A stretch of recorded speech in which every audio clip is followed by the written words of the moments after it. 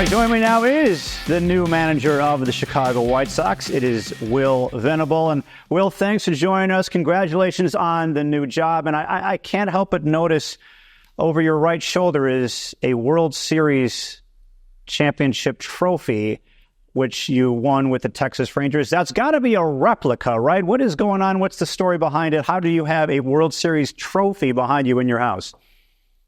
Yeah, well, first of all, thanks for having me, Chuck. Super excited about all of this. And yeah, this is my wife's setup, by the way. She gets all the credit for this. And Bochy was just amazing to his staff. And after we won the World Series, he gifted that to all the coaches. So, it's got a special place down here in the office. And, we're moving on from the Rangers, but always going to be proud of that trophy. Yeah, so what can you take from that experience as a coach with the Rangers, winning a World Series, and bring to the White Sox? A ton of stuff. I think just, number one, just Bochy's leadership. And I'm obviously not Bruce Bochy, but there's certainly things that I watched him do that I hope to bring to the White Sox, and just his leadership style, and really just the way that he set expectations for the guys. And I think the kind of culture that he wanted to create that I hope to replicate is one where he just was really positive with everybody. But, there was a lot of direct communication and honesty from him to his staff and to the players. And that's something that I wanted to create too. Yeah, I'm going to ask you about Bochy and just this coaching, managing tree that you've been a part of in a bit. But you had opportunities to be a manager last offseason with the Mets, with the Guardians. Both teams ended up making the playoffs. Why are the White Sox the right fit and right team for you right now? Yeah, I think a lot goes into it. And every offseason, my wife and I, go into thinking about these opportunities a little bit differently. We have our personal criteria in which, you just look at kind of what makes sense for our family at that time. And you know what? Last year, how we were looking at it, it just didn't line up to take some of these interviews. And I think there's a component of my preparedness also that, another year with Bochy was certainly appealing. We had an amazing team, and to be part of that was also attractive. And so going into the off season this year, Chicago is a place that we've spent summers in with the Cubs. We absolutely love. Getz's reputation and what I knew of him just made it really easy to take the interview. And then we just continue to learn about how special this place is, the kind of people that are in place, and kind of foundation that's being laid. And we're just really excited about the opportunity. All right. So we're all, as I lean in here, we're all kind of dealing with the season that just occurred, 121 losses. It was just very difficult for White Sox fans to experience it. So the question I want to ask you is, how will you turn this around? What can be done from a managing standpoint, from a coaching standpoint, to get this headed in the right direction? Yeah, that's a good question. And there's going to be things that I haven't discovered yet. I need to get to know the group and really have an understanding of who these guys are individually, and kind of the temperature of the clubhouse and the leadership inside the clubhouse. But I do know that this is a club that, when we played them last year, was dealing with some challenges in the wins and loss column, but they came out and competed every night. And we always had close games against the White Sox. And just saw a group that never stopped fighting. And that's something that is really attractive to me. And so for me, that's a really good place to start. And then we'll get in there and try and figure out, how we can get guys to be at their best and build from there. So what brand of baseball do you want the White Sox to play? When fans come to the park, when they see them on TV, what do you want them to see? Yeah, I think, if there's just one thing, is a team that competes, and I know that, that can be challenging from day to day. And that's what, the manager is there to do, to push guys to compete. Again, I watched this club at a really tough spot go out there and compete every night. And so I'm extremely confident that we're going to go out there and continue to do that. And then we know that there's things that we're going to have to do to execute plays and to finish games and to win. So, we're going to get in there and figure it all out. But I think, number one is going out there with energy and competing. So you interview for the job. and Chris Getz and his staff, I'm sure, had questions for you. What kind of questions did you have for Getz and the White Sox about this job?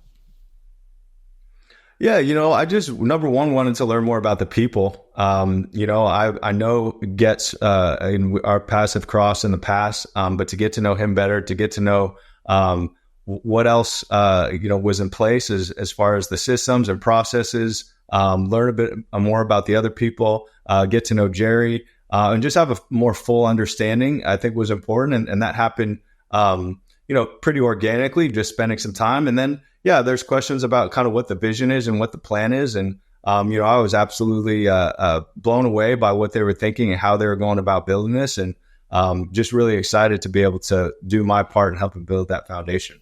So why were you blown away? Like, what was it about the process or what they were telling you that gave you the confidence to say, you know what, this is where I want to be? I think just with Getz and his understanding and value of people, and I'm the same way. I have those same values, and I understand the importance of that in building something special. It's going to take a lot of work, but what that work looks like is really dependent on the people that you have in place and their ability to work together and communicate. And to me, like, that was just a no-brainer that Getzy and his group have that vision also, and I just feel like I fit in there really well. Chris Getz said in his Zoom a few days ago that, some of the coaches will remain. There will be others who will not. What kind of coaching staff do you want to put together? Yeah, it's a good question. I mean, there's, a lot of different components of that, and certainly having some relatability to the players is going to be important. There's going to be a ton of things that we have to pass information along with. We're going to have to be incredibly advanced with our game planning. We're going to have to be technically proficient. But we're also going to have coaches on the or coaches who have leadership skills where they can help create this culture and this positive environment, and at the same time hold guys accountable. So, the kind of coaches we want, it's going to be a skill set that's is challenging, and they're going to have to be some really good coaches. We know that we have some of those guys in place, and are going to look to externally for some other people to add to that as well. Yeah, one of the guys who you're speaking of who certainly fit that criteria was Grady Sizemore. He was the most respected coach, I think, in that clubhouse. They make him interim manager. Would you like to see him stay on in some capacity with this team? 100%. His reputation in that clubhouse, I heard about even in this year when he took over and was around players who were around Grady and spoke to his impact on them and impact on the group. So no doubt about it, he's somebody that we want to have stay, and we'll be lucky to have. And it's just about figuring out how he and the rest of the staff fill out and complement each other. Okay, I want to talk a little bit about your playing career, coaching career. You spent 8 years with the Padres, and then right after you retired from the game, you got to know Theo Epstein and Jed Hoyer with the Padres, and boom, you retire, and your first job is with Theo, his special assistant with the Cubs. How did this come about? Did they have an eye out for you to have you work for them? Did you pursue them? How did that job come about? Yeah, spent an off season just kind of touching base with the people who had really impacted me throughout my career, and really just called people to say thank you. And one of those people was Dave Roberts, and he and a lot of the other people that I reached out to just asked me, what do you want to do? We got to keep you in the game. What do you want to do? And I wasn't sure exactly what I wanted to do. I had this idea that I wanted to go to business school for some reason, and also find a role in baseball that where I might be able to be exposed to a major league organization, but not necessarily have year-round responsibilities. And so Dave suggested that I reach out to Jed. And so Jed was one of a few GMs that I reached out to and just sent a cover letter over saying exactly what I told you. A cover letter. I'm not ready to jump in, but this is what I have planned. And I talked to Jed throughout that offseason as he was going through the things that he had to take care of. And at the end of it, he said, hey, we'd like you to come on board, and we'll, onboard you a little bit here and help you kind of go down this path of discovering what it is you want to do.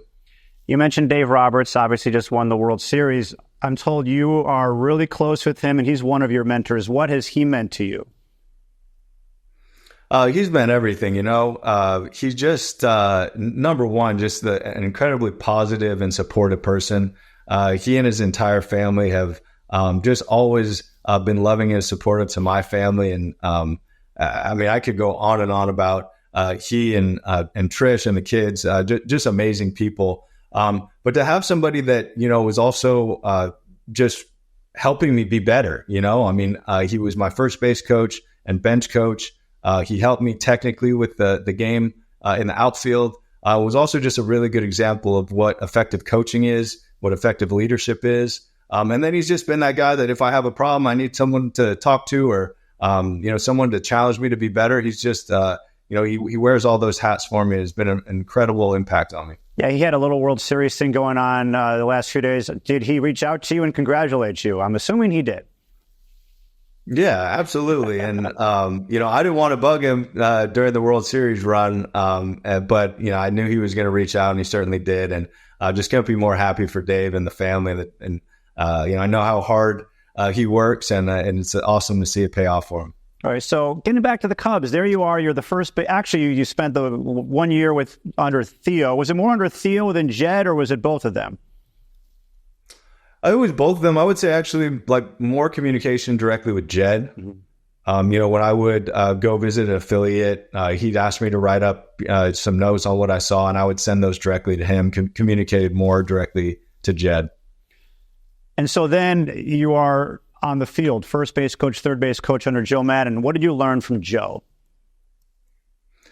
A lot from Joe. Joe's an incredible leader. He does things his way. He gives players a ton of autonomy. For me, the thing that really sticks out is that Joe is just extremely consistent, and it didn't matter what the situation was, what the game result was, whether we won by 10 or lost by 10, he just had the same presence and the same positivity about him. And that's something that stood out to me as someone on his staff and something that I hope I can take with me into my managing career. So you're with the Cubs. You were here in Chicago for 4 years, I think 2017 to 2020. What did you learn? What have you learned about Chicago baseball, Chicago fans? Yeah, well, I know that the fans understand the game very much so, and they understand the nuance of the game and the moments that are important. And they respond to those moments. I know they also respond to energy and effort, and that this is a city of grinders, and they want their team to reflect that. And those are the same values that I have, and hopefully, we're able to do that on the field as well. All right, you have Bruce Bochy, comes out of retirement. You brought him up earlier. And I believe the first person he hired for his coaching staff was you. What was your relationship with him, and what were you thinking when he came calling, wanting you to be a part of his staff? Yeah, I was extremely appreciative. I have not met Boch before. I had been on the other side of a lot of his quality bullpen decisions and matchups, and was right there on the other side when he was winning all those World Series. So I had a ton of respect for him from afar. And then, Chris Young kind of facilitated the phone call where, he thought that I could be a good complement to Boch. And I know from our history, CY and I are extremely aligned and thought that Boch and I would be aligned too. So he got us on the phone and we just talked baseball a little bit. And I think it was pretty clear from the jump that, we saw some things very similar, but that there was enough, difference in our perspective and certainly difference in experience that, we might be able to complement each other well and help lead this group. So how did you let him know that you were leaving the Rangers and coming to the White Sox? I just called him and let him know that, that one, he understood that I was part of this process. And then, I called him and just let him know that, that I had accepted the job and that I was excited. And most of all, that I was just appreciative of his leadership and the way that he helped me grow and develop, which, I said it before, but, I have developed every year, and continue to grow. But the last 2 years under Bochy with just the way that he included me in things and challenged me to think of things and asked me to be responsible for things, it just really accelerated my growth to the point that I'm confident that I'm ready for this job. Can you get specific about that? Like, what did he teach you? What things that did he bring to the table, or you just watched or organically that you now have in you as you take on this job with the White Sox? I think it happened in a lot of different ways. Number one, watching and paying attention. He also would just talk to me about stuff and said, hey, I know you're getting closer to this role, and this is the kind of leadership that you value. And hey, we have this problem, and this is how I'm going to talk to this player about it. And he was also open for me to come in and ask him questions, which I did all the time.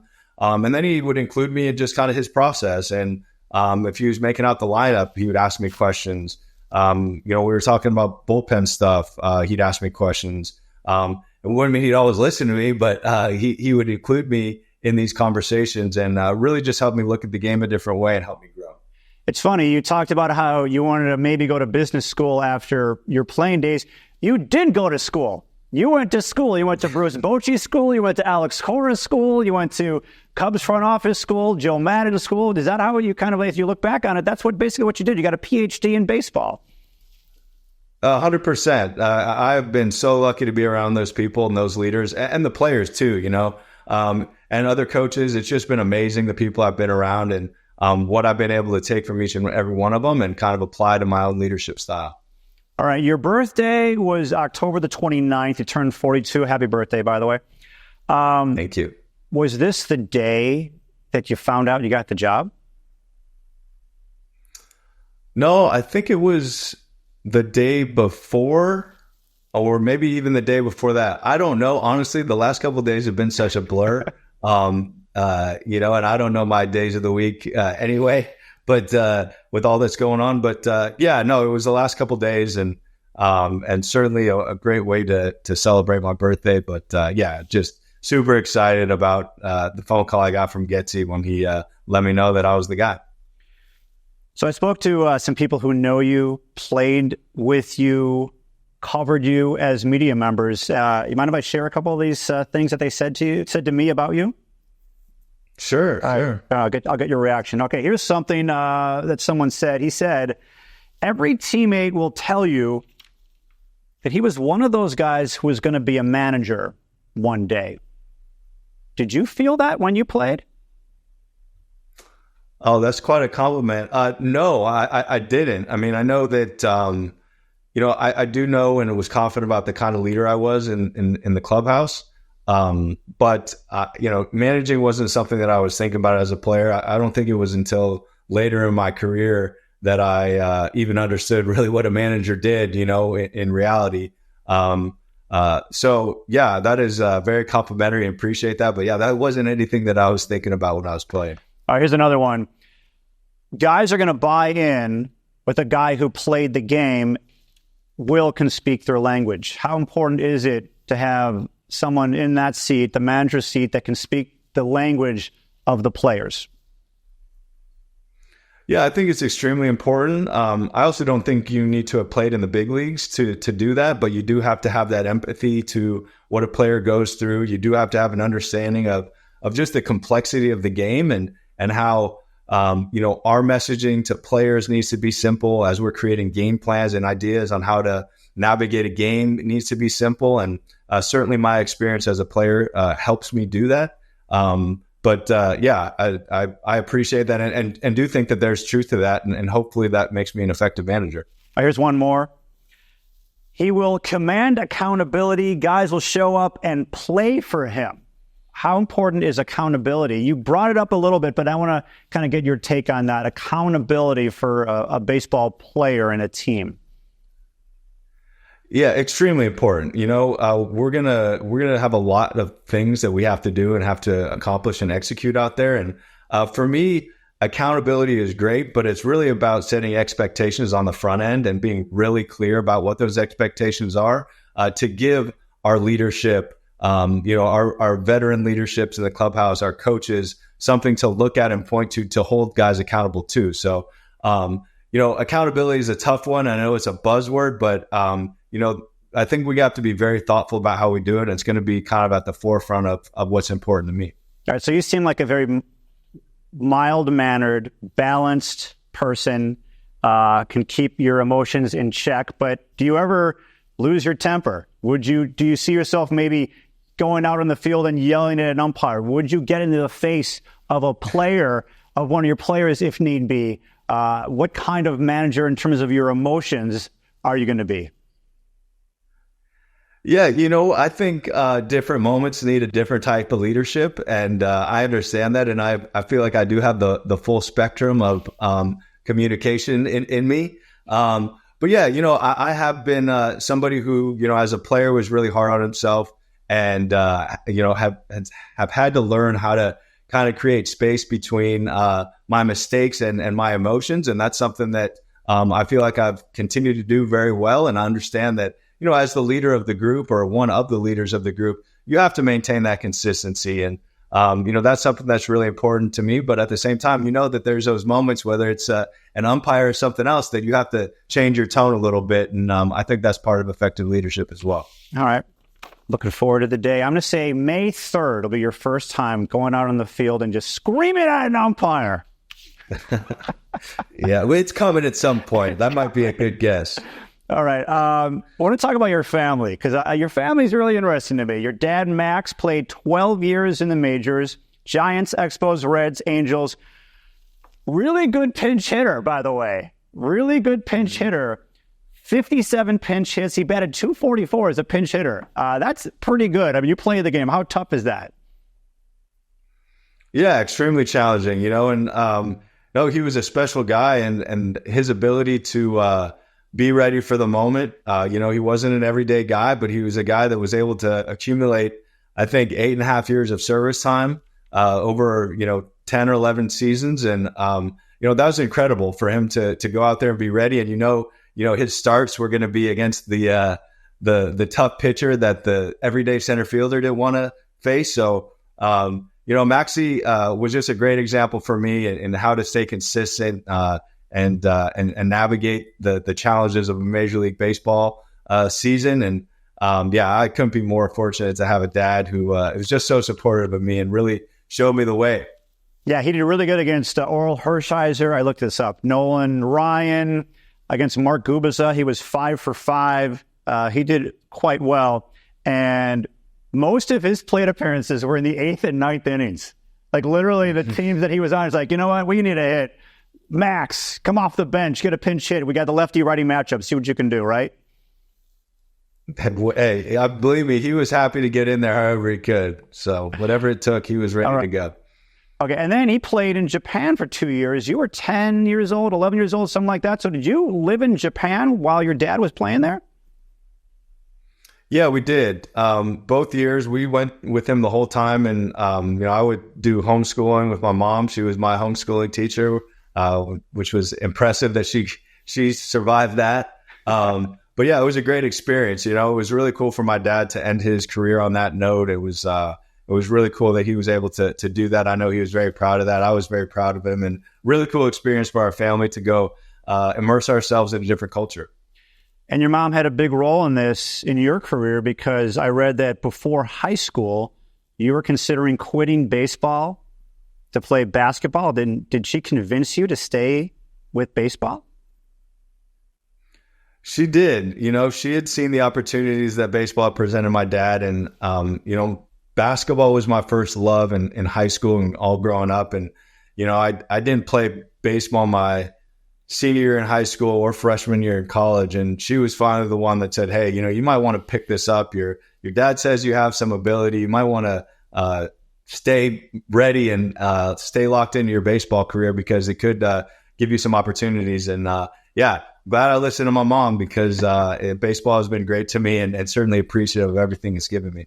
All right, here's something that people would not be expecting. Your brother, Winston, played football at Boise State. And what team in the NFL did he play for? Chicago Bears, baby. What was that like? I mean, your brother playing for the Bears. Did you go to games? What was that like? It was one season, but tell me about it. Yeah, it was great. My brother is amazing. He was really a guy that had to grind and work for every rep he had out there on a football field. He went to a junior college out of high school. Ended up at Boise State, was unbelievable, but then went undrafted and went into camp with the Bears, and they ended up making the team. And it was such an incredible experience for him, but for me as a big brother and for our family, we're just so proud of him. And I didn't see any games at Soldier Field, but was able to check him out on the road. And I get down on the field sometimes, and you look at these other dudes that he's out there running up against, and you have concern about your brother. But it was a great experience, and very, very proud of him. All right, so just learning about you, your brother, and your dad. Tell me if this is accurate, that a thread between the three of you is that you guys maxed out your abilities and did everything that you had in you to do what you could and have the kind of career that you could have as a player. Is that accurate to say? Like, you left everything on the field with whatever you had. You didn't have Barry Bonds or whatever it might be, Mike Trout ability, but whatever you guys had as Venables, you brought it and you gave all of it to your team and to the fans and to yourself. Is that true? Yeah, for sure. And I think each one of us would look back on our careers and say, man, I wish I would have done this differently, or look at this a little differently. And certainly when you have perspective and can look back on things, there's always going to be things you wish you did differently. But absolutely, like the passion and energy that we brought to our craft on a daily basis and to our teams, I know that we can all look back and be very proud of that. And it really starts with my dad and the example that he set for us. All right. So how much are you looking forward to getting into this with this new job with the White Sox? Extremely excited. I've connected with a couple of players, connected with some staff, some people, some front office, and I'm just excited to learn more. One thing that I like about these roles is the work. And I know there's a lot of it here, and I know that we have a lot of work to do, which excites me. But I'm also looking forward to getting to know the people and just putting this plan together to have a great, productive offseason, and then, really productive spring training. Well, hey, this is great talking with you, Will. I'm looking forward to seeing you in person, maybe at the winter meetings, and spring training is right around the corner. Did I just say that? Is it right around the corner? I guess, you know what? I'm just going to tell myself it's right around the corner, even though it's like 4 months away. Makes me feel better about this long off-season baseball. I need baseball in my life. But great to meet you. Good luck, and we'll talk to you soon. And looking forward to your career with the White Sox as the manager of the team. Thank you so much. Appreciate you having me.